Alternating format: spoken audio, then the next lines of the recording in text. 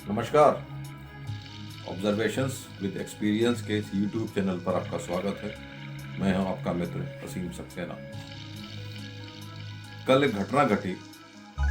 PM का काफिला पंजाब में जा रहा था और जैसे कि सबको ये जानकारी है न्यूज़ चैनल्स के हिसाब से, जो जाम में फंस गई गाड़ियाँ आगे जा नहीं सकती थी, यू टर्न लेके वापस आना पड़ा और उन्होंने अपने जीवित एयरपोर्ट पहुंचने पर सीएम को बधाई दी। एक मात्र एक घटना है।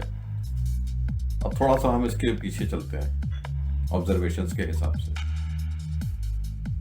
जो कुछ भी घटित हुआ वो कुछ सुनियोजित नहीं था। ना तो किसी को यह पता था कि मौसम खराब होगा, ना तो यह पता था कि फ्लाईओवर पे जाम होगा, लोग बैठे होंगे। जो कुछ भी हुआ वो अचानक हुआ। जो परमात्मा की लीला है, इसे कुछ सबक ही मिला होगा कि यानी अब सिर्फ सुरक्षा वाले कुछ और भी चौकस रहे होंगे। अगर ये सुनियोजित होता तो परिणाम शायद कुछ और गंदे होते, लेकिन ऐसा कुछ हुआ नहीं। सब कुछ हुआ। कई लोगों ने वीडियो बना बना के भेजी हैं। बगल से उनके पीएम की गाड़ी निकल के गई और सुरक्षा लैब्स के बारे में सबने बताया।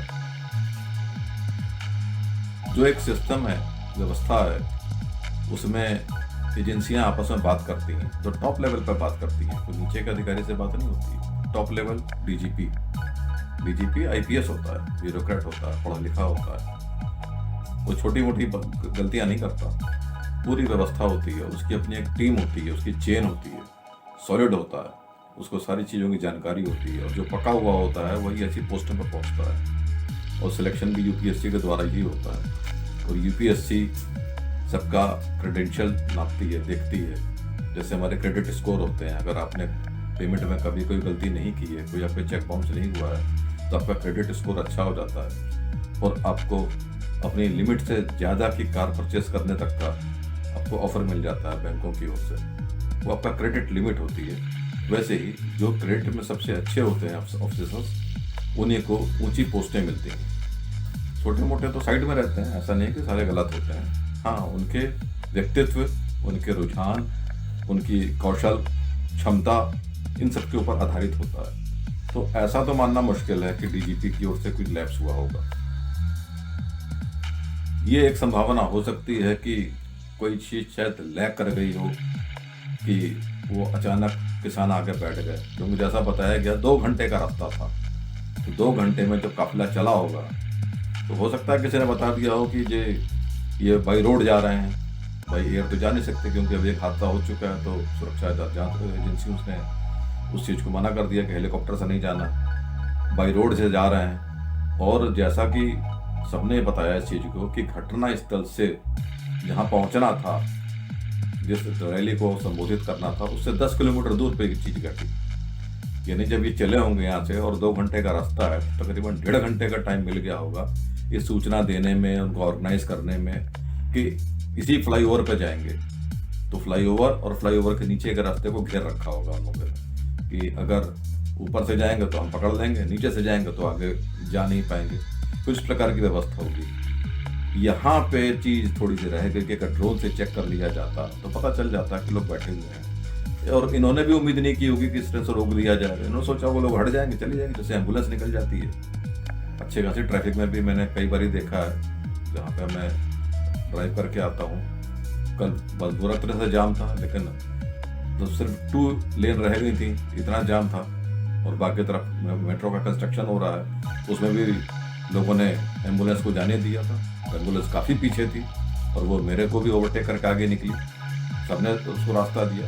तो हमारे जो एक व्यवस्था है, जो सामाजिक सभी लोग जो हैं इस बात का ध्यान रखते हैं कि जो इम्पोर्टेंट है उसको जाने दिया जाए, रोका ना जाए। तो ऐसे में इन लोगों ने भी यही महसूस किया होगा, चूक हुई। चलो पता लगा कि ऐसा अगर हो जाए तो कैसे बचा जाता है।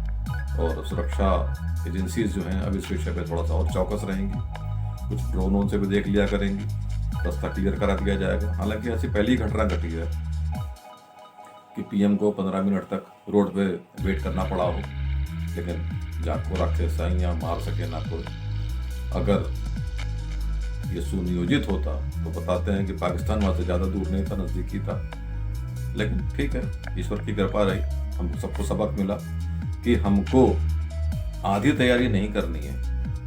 अगर हम कोई एग्ज़ाम की तैयारी कर रहे हैं तो हमको पूरे सिलेबस के हिसाब से पूरे ट्रैक को देखना पड़ेगा कि एंड तक कैसा है।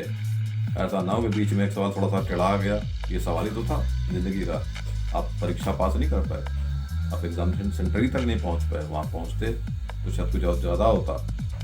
जो भी योजनाएं हैं वो तो होंगी, अब वैसे नहीं होंगे तो ऑनलाइन ओके हो जाएंगी।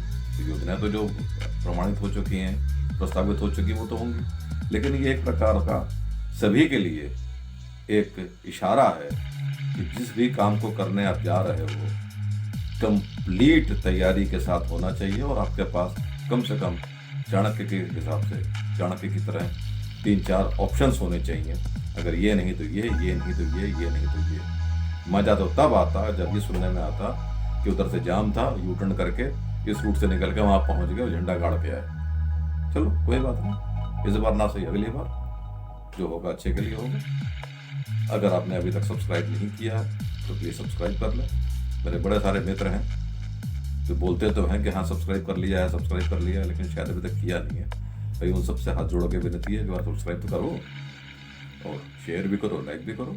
यहाँ तक देखने के लिए बहुत बहुत धन्यवाद। आपका दिन शुभ हो। नमस्कार।